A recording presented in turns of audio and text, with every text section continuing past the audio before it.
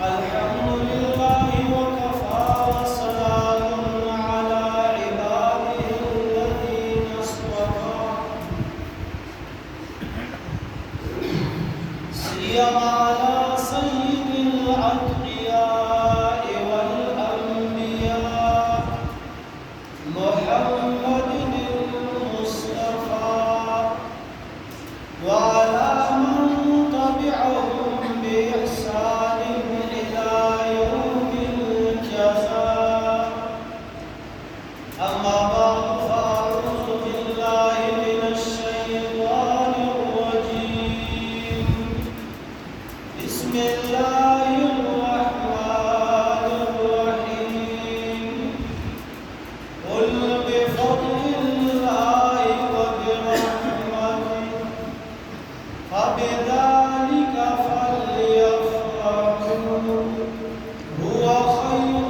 مما يجمعون صدق الله العظيم وقال رسول الله صلى الله عليه وسلم إذا أحب أحدكم أن يحدث ربه فليقرأ القرآن أو كما قال عليه الصلاة والسلام مولاي صل وسلم دائما أبدا على حبيبك خير الخلق كلهم محترم حاضرین ډیره د خوشحالۍ او د سعادتونو موقع ده او بیا دا خوشحالي د عامو خوشحالو غوندې نه ده د دې حیثیت او د دې نوعیت لا جدا دی موږ دا تاسو خوشحالۍ ډېرې مناوو د ماشومانو بیا د ودونو داسې نور یو بله خوشحالۍ لیکن دا نن خوشحالي هغه خوشحالي ده چې رب کائنات موږ تاسو ته د دې د مناولو حکم کړی دی څنګه چې الله جل جلاله موږ تاسو ته نور حکمونه کړي دي انو د دې نن ورځې د خوشحالۍ مناول د دې الله جل جلاله موږ ته حکم کوي الله فرمایي فبذلک فلیفرحوا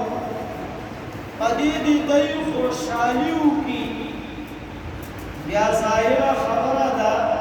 چې د قرآن لومړني مخاطبین دا صحابه کرام رضی الله عنهم او پکار داو چې قرآن کې راغلی فبذلک فلتفرحوا صيغه د خطاب راغلی چې خاص پدې تاسو خوشحالي وکړئ لیکن الله جل جلاله د خطاب په ځای غیر صيغه ذکر کړې ده ځکه دا خوشحالي مناول دا د صحابو پورې خاص نو بلکې دا قیامت چې د رسول الله مبارک هر امتي راځي انو ابدا خوشحالي مناوي کما چې نن موږ تاسو مناوو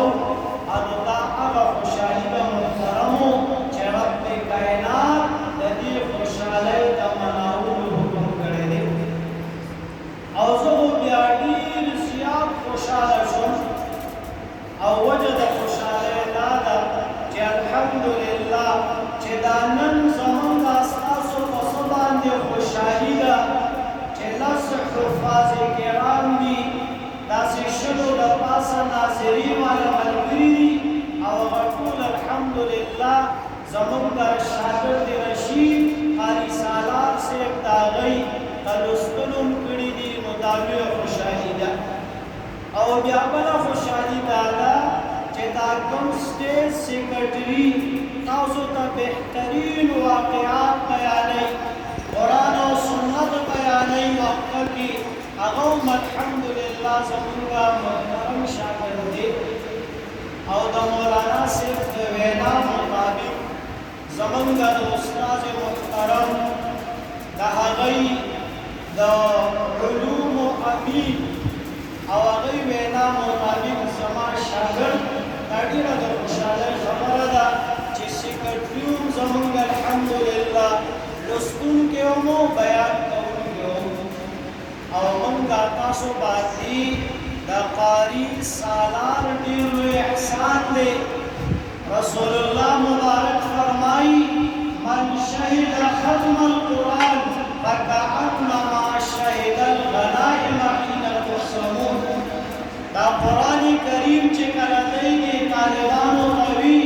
انو تاسو موجود وي او تاسو موجود دا ټول قرآن کریم ورته هغه ویلی دا اخري 3 سورتونه ورته هم هغه ویلی شو دا دومره ښکلی مجلس چې هغې قایم کړو هغې دپاره ستړې وکړه موږ له دعوت راکړو تاسو له دعوت درکړو دا ډېر لوی احسان دی د هغه په موږ باندې ځکه رسول الله مبارک وایي چې من شهد ختم القرآن کوم خلک چې د قرآن کریم آخري مجلس ته حاضر شو لکه موږ او تاسو نو دا انسان داسې دی د الله مریض فکأنما شهد الغنائم حین تقسمون دا داسې دی لکه میدان جهاد کې مجاهدین ورځ او شپه ستړي وکړي تکلیفونه برداشت کړي او چې کله غنیمت تقسیمیږي او یو ملګری هغه موقع ته راشي او هغه ته هم په غنیمت کې حصه میلاو شي موږ تاسو ونه خو هغې ځان سره په دغه کې رادننه کړو او موږ تاسو آخري موقع ته رالو موږ تاسو له به الله هغه اجر او ثواب راکوي کوم چې الحمدلله دې حفاظ او دې قرآن ویونکو ته ورکوي انو دا د هغې په موږ تاسو لوی احسان دی باقي د قرآن کریم مبارک کې د فضایلو د واقعاتو سره خبره هغه مولانا فضل هادي صاحب تاسو ته پیش کړه او دې کې به د چا شک وي چې دا د الله عظیم کتاب دی او څومره چې د الله مقام اوچت دی انو دومره د الله د کلام مقام اوچت دی د عربو مشهوره محاوره ده کلام الملوک ملوک الکلام د بادشاهانو خبرې دا د عامو خلکو د خبرو بادشاهي کوي ځکه د بادشاه مقام اوچت دی دا قرآن دا د رب کائنات کلام دی نو څنګه چې د الله مقام اوچت دی داسې د الله د کلام مقام اوچت دی او دا خبره چې ما وکړه دا ګوره یو شاعرانه خیال نه دی بلکې دا د رسول الله مبارک وینا ده رسول الله مبارک فرمایي اذا احب احدكم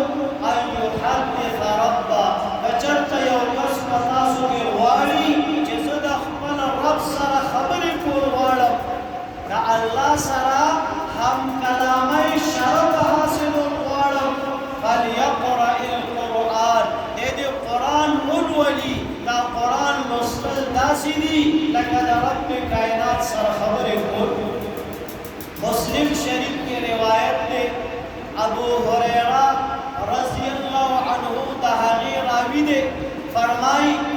اللہ جل جلالہ حدیث قدسی دے اذا قال العبد الحمد للہ رب العالمین چکل بندہ عظمت باندې ہوئی الحمد للہ رب العالمین انو دے عظمت لگیا دے وی زما اللہ لا تعریفونه دي چې هغه مخلوق معلوم کړي الله د طرف نه ته جواب وشي حمدني عبدي زما بندا زما حمد او تعریف بیان کو او چې کله دی وی الرحمن الرحیم الله د طرف نه جواب کیږي اثنا علی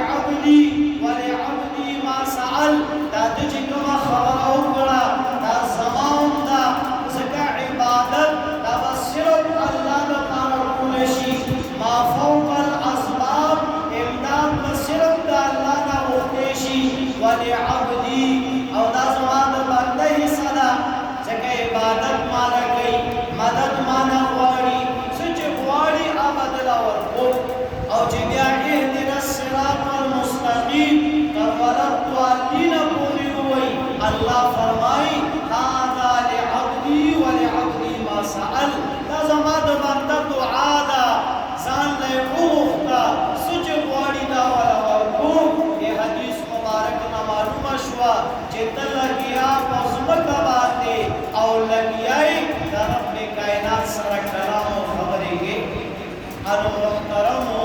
دیکھ دا چا شک نشتا دا دا اللہ کلام دے دا دیر اچت کلام دے دیر بابرکت کلام دے اگئی پہ خبر تاسو محبوب کرا صرف در خبر لگا مخ کے گزر چه دیکھ خو شک نشتا چه دا کتاب بابرکت دے دا دلوی درجی کتاب دے دا دا نجات و دا خلاصی والا کتاب دے او دا عزت دا ورکول والا کتاب دے خدا با کلی موتا تا بدا کلی عزت را گئی موتا تا بدا کلی برکت را گئی زماؤستا مقام و درجہ بدا کلی اونچتائی دا خبرہ قابل توجہ دا دا با موتا دا علا برکت را گئی چه زماؤستا دی کتاب سر تعلق پیداش زما استادی سره تعلق نی دیگه دا ډیر با برکت ده او ما ته فائدہ نشتا مثال کوئی د پاره یو خستا او بهترین خوشبوئی سوکراړي او بالکل په هغه ډبی کې بند چې کوم کې پراته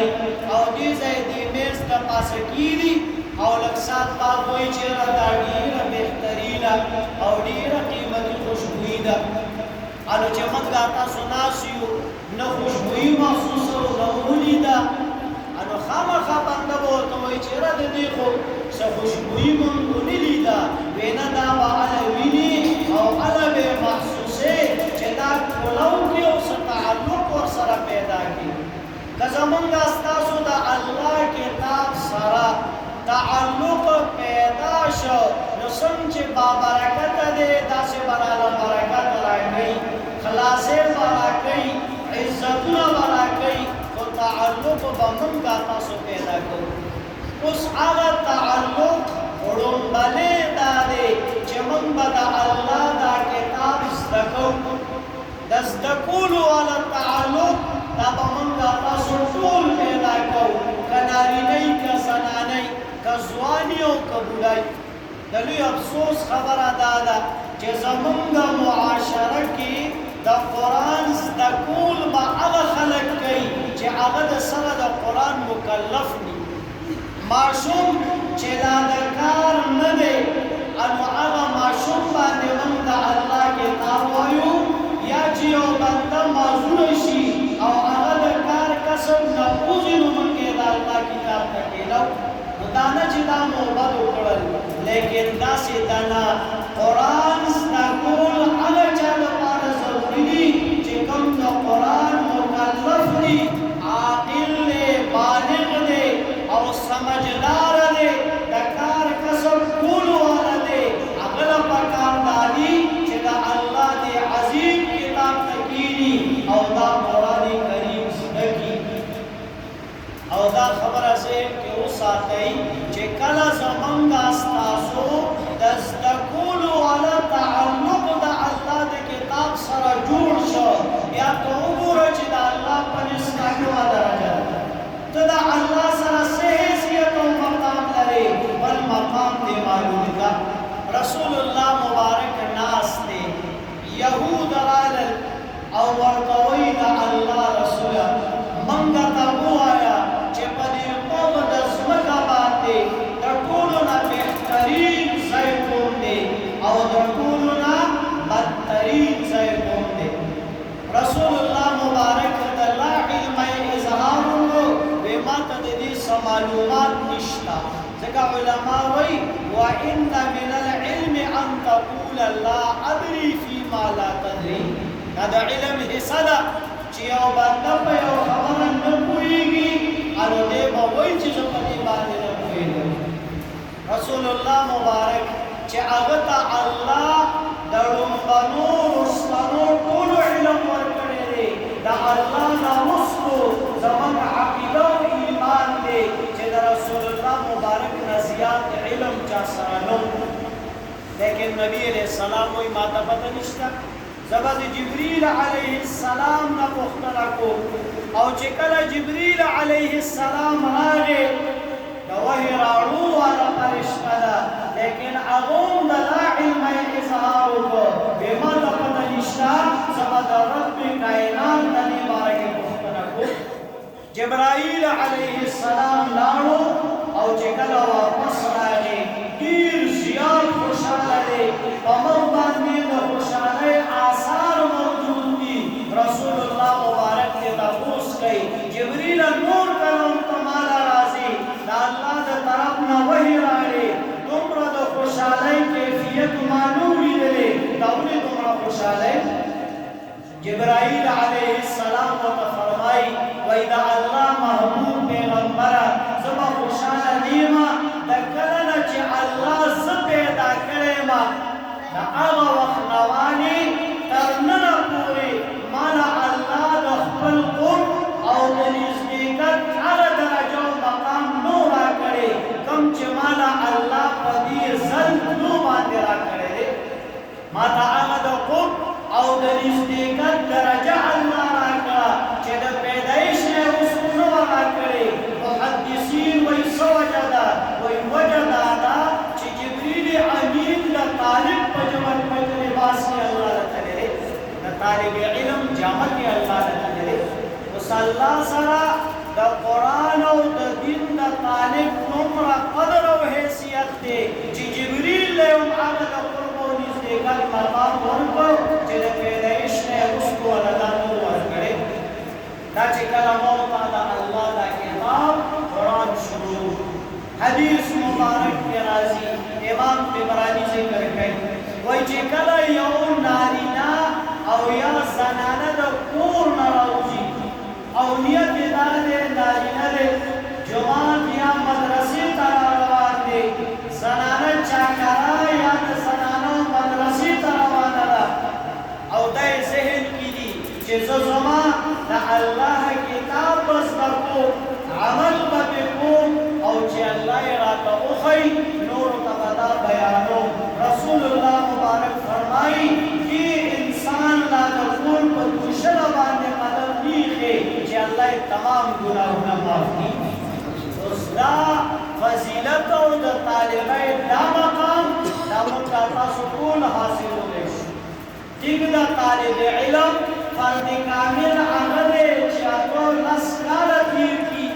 ولیکن موږ ته هم د طالبۍ مقام او درجه حاصلولی شو روزانه که موږ تاسو په دغه نیت راځو او د الله دا کتاب وایو نو الله به روزانه زموږ دا ستاسو ټول ګناهونه معاف کوي او چې کله بیا په لاره باندې راځي انو تا ته ځان نه دی معلوم ځکه ته د الله عظیم کتاب لاره روان یې د هغې زده کولو لاره روان یې ته چې راځي انو خلکو سره جدا جدا پروټوکول وي چاته سلامۍ د توکو چاته د نورو کېږي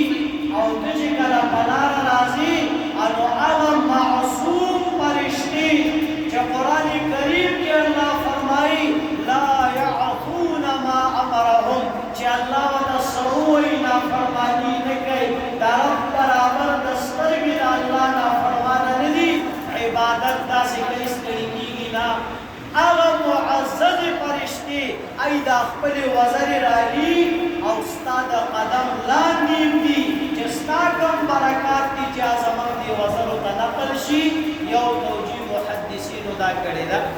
او دیمه توجیه دا ده چې دا فرشتې ورته ولاړي او چې دی را رواني انو دا وزر بره کي نو دا وزر بیا راکته کي دا وزر یې ورته کته او بره کوي د دغه طالب علم د اکرام او د اعزاز دپاره او رسول الله مبارک فرمایي وایي که په مغه د ځمکه باندې ته ګوري چې زه دې د ټولو نه بهترین انسان ووینم نو نبي علیه السلام مبارک فرمایي خیرکم من تعلم القرآن وعلمه د ټولو نه غوره دا هغه انسان دی چې قرآن زده کوي او اوري د دې مجلس چې کوم مهمان خصوصي او د ډېرو علماو استاد محترم زمونږ د جامعې مفتي صاحب مفتی فدا محمد صاحب تشریف فرما شو ای به انشاءالله تاسو سره خطاب کوي چې دا خبرې انشاءالله اختصار سره پیش کول تاسو وړاندې نو رسول الله مبارک صلی الله علیه وسلم لکه په مخ د ځمکه باندې د ټولو نه بهترین انسان کتل غواړي د قرآن کریم او د الله د دین طالب دی. لومړنی تعلق زمونږ ستاسو به دی چې موږ تاسو به د الله دا کتاب زده کړو.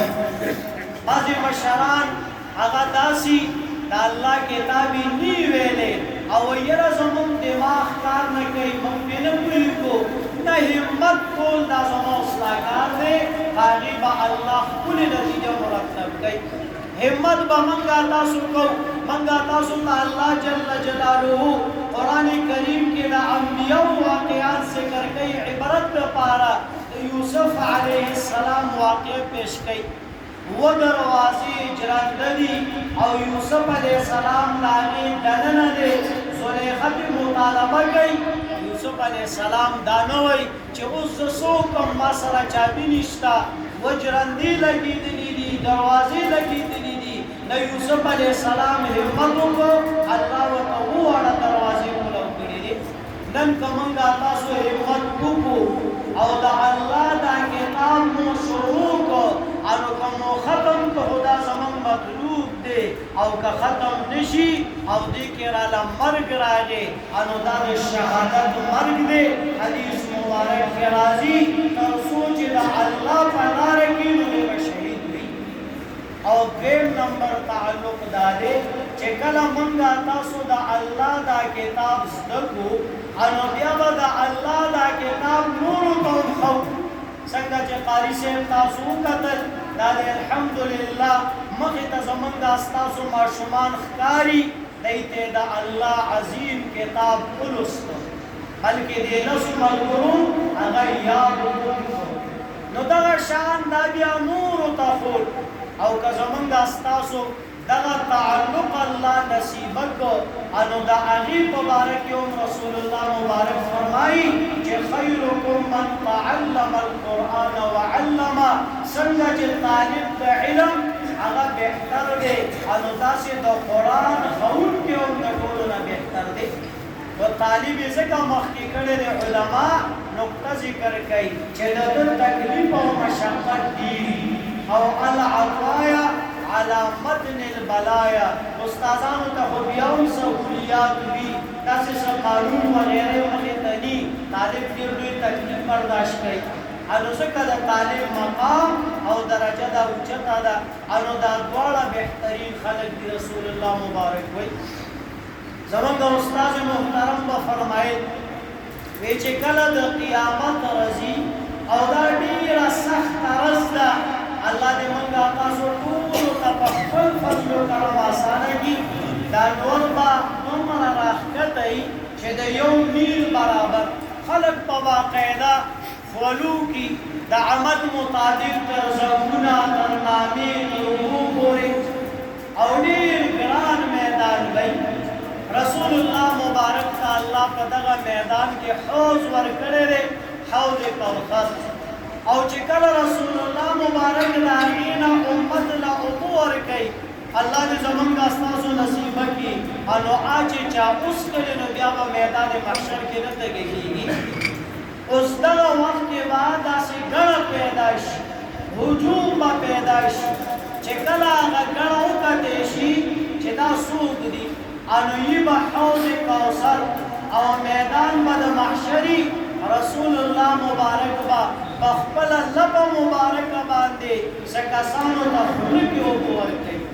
اوس د دې نه به لوی سعادت موسي چې میدان محشر دی او حوض کوثر دی او لپه د رسول الله مبارک ده او هغې ته هغه حوض نه اوبه په لپه باندې خولو کې اچوي. دا به هغه خلک وي چې د الله دا کتاب او د الله دا دین دی نورو ته ښودلی دی. نو دې سره به موږ تاسو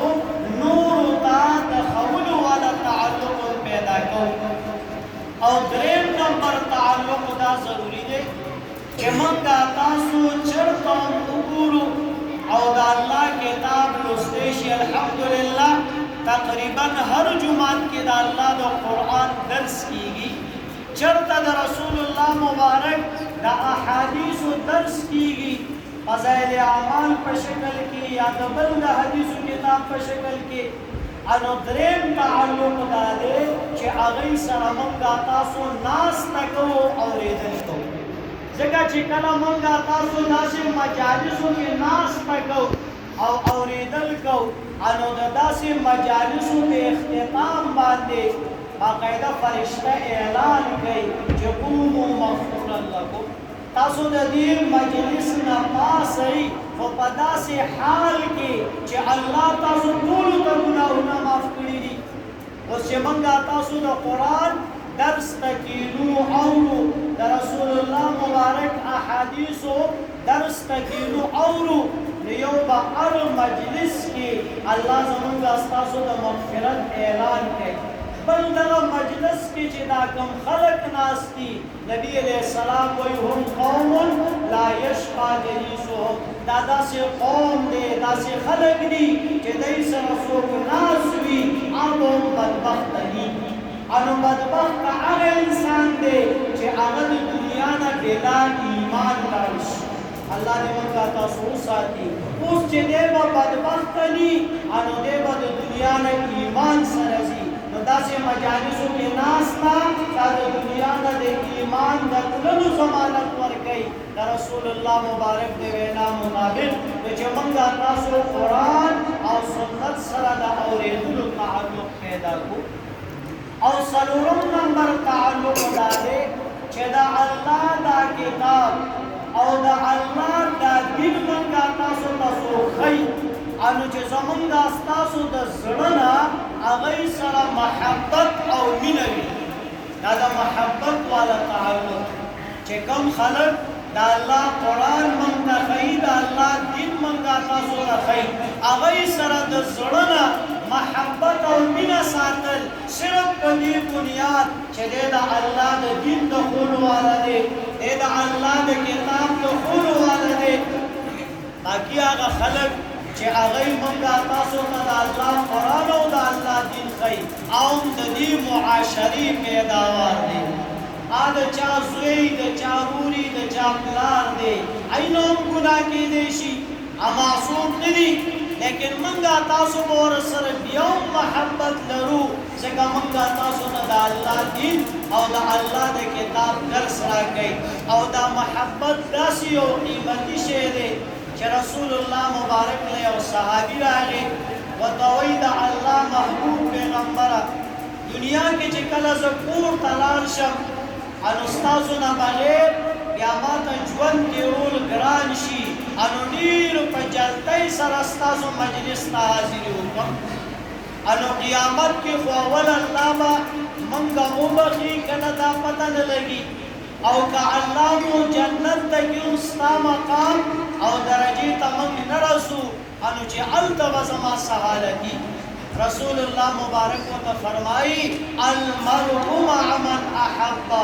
انسان به هغه چا سره چې چا سره مینه ده او ورته فرمایي وانت مع من احببت او ته به هغه چا سره چې چا سره ستا مینه ده دا محبت داسې یو شی دی چې تا به هغه عمره عمل نی کړی د محبت د وجې به دې الله هغه سره یو ځای کوي زمونږ استاد محترم به فرمایل وی دی بغداد علاقه کې یو ډېر لوی پیر تېر شوی و سر سقطي رحمه الله چې کله وفات شو د وفات نه بعد چا خوب کې ولیده او د جنت دروازه کې ولاړ دی او دا دواړه لاسونه یې بند کړي دي دغه کس ورته وایي حضرت تا سره الله څه معامله وکړه سر سقطي رحمه الله ورته فرمایي وای چې کله مې الله ته پیشي وشوه بیا الله راته وفرمایل چې سر سقطي بغداد کې ستا لویه چرچه وه لویه خانقاه دې وه لویه سلسله وه د مریدانو لیکن ما سره ستا څه عمل نه دی قبول او د دې خبرې اورېدلو چې په ما باندې راپندې شروع شي ځکه د هلته نه خو دوباره راتلو نشته وی ډېر یرې واخیستم او راغلم وی الله رب العزت راته وفرمایل چې سر سقطي خپکیږه ما نن سستا د همیشه کامیابۍ اعلان کو ځکه یو عمل ستا ما سره قبول دی او همیش دپاره د کامیابۍ اعلان دی کو ډېر زیات خوشحاله شوم او په هغه ټوله زندګۍ مې نظر اچو چې هغه کوم عملي الله علیم بذات الصدور دی د زړه په رازونو الله پوه دی وی الله راته وفرمیل چې یو پیره ته د دریاب غاړې ته رالي او د دریاب په غاړه باندې امام احمد بن حنبل رحمه الله اوس هم د هغه یو واقع مولانا صاحب تاسو ته بیان کړه چې ډېرې لوی قربانۍ د الله د دین دپاره برداشت کړې وي انو هغه ناست دی چارندام دپاره تو هم رالې کېناستې هغه ښکته ناستې ته د هغه نه پورته کېناستې چې ودې کتل زړه کې دې رالل چې دا خو د الله د دین عالم دی رسول الله مبارک وایي العلماء ورثة الانبیاء دا د انبیاو وارثان دي که دلته یو پیغمبر چارندام کولې دا بېادبي ده چې زه دې پورته ناست یم هغه ښکته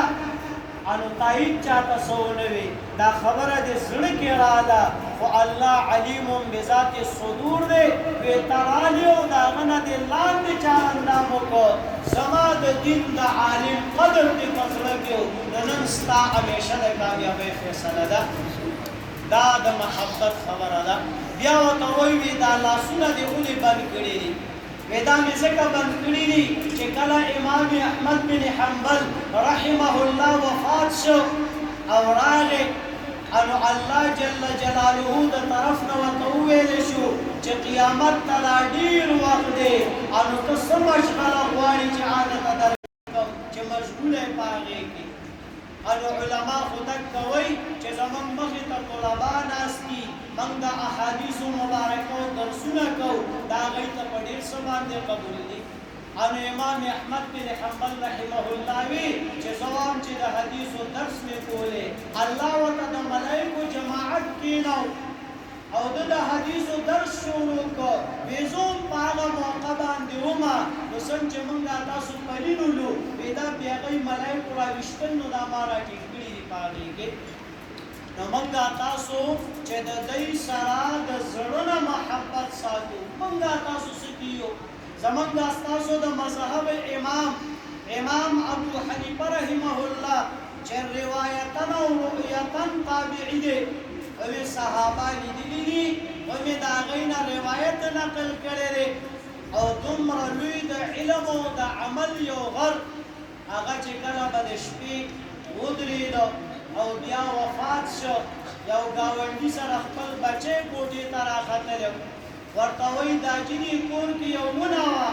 هغه ونه دی والې ده هغه پلار سترګو کې اوښکې رالې وی بچی هغه ونه نه وه هغه امام اعظم ابو حنیفه رحمه الله چې ټوله شپه به الله ته داسې ولاړو لکه د ونې او چې کله به د پېشمني ټیم شو انو دا ګیره مبارکه به یې داسې ونیوله سپینې ویښتې وو د ګیرې او وبه یې ژړل وی الله امام ابو حنیفه سره هیڅ نشته سیوا د دې سپینو ډکو نه او سیوا د دې نه چې د هغه خلکو سره مینه محبت دی چې کوم د الله د دین والا خلک دي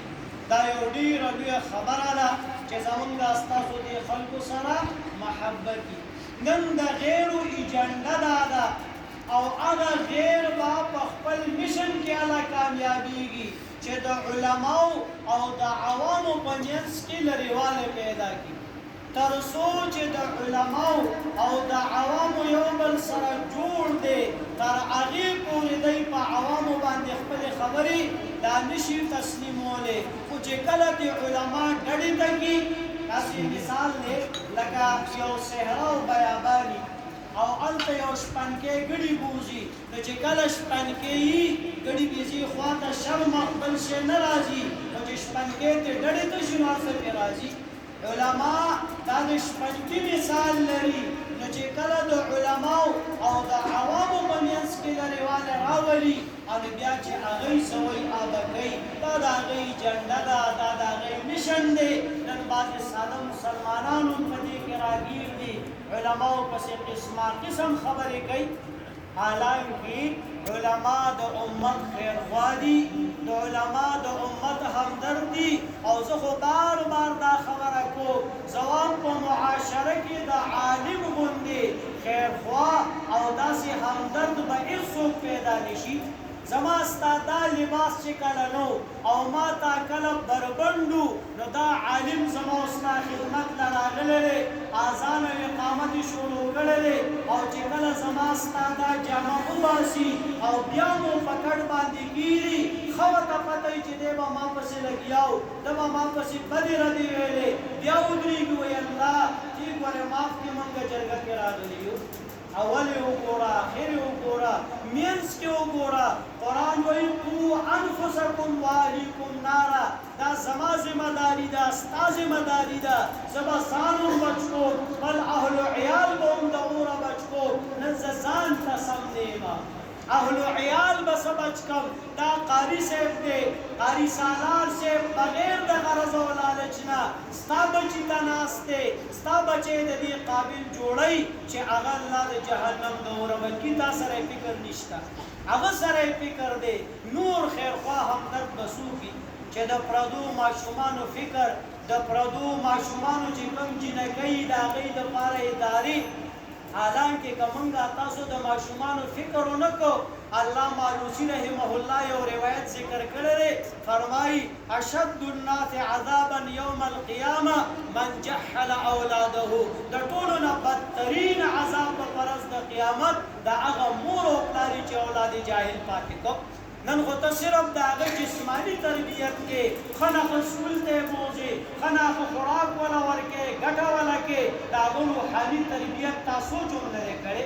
حالانکه جسمانی که تربیت ونه شي خو مرګ به راشي روحاني تربیت ونه شي جهنم ته دې ولېږو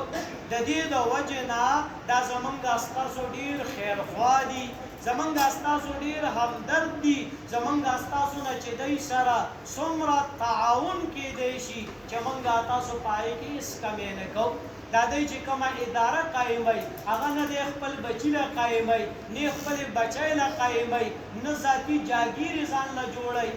زمونږ ستاسو د اولاد دپاره کوي نو چې مونږ تا او دوی سره هر قسمه تعاون کوو که هغه جاني که هغه مالي او بیا کم از کم د دې اولاد په شکل کې چې کوم ماشومان دي چې هغه مونږ تاسو دوی ته حواله کوو هغې کې زمونږ ستاسو خیر دی د قیامت حالت ما تاسو ته ووایي څومره سخت میدان دی او څه خلک به داسې چې د هغوی په سرونو باندې به تاجي دا نور که دې کمره کې بند شي رڼا به یې د هغې نه ښایستی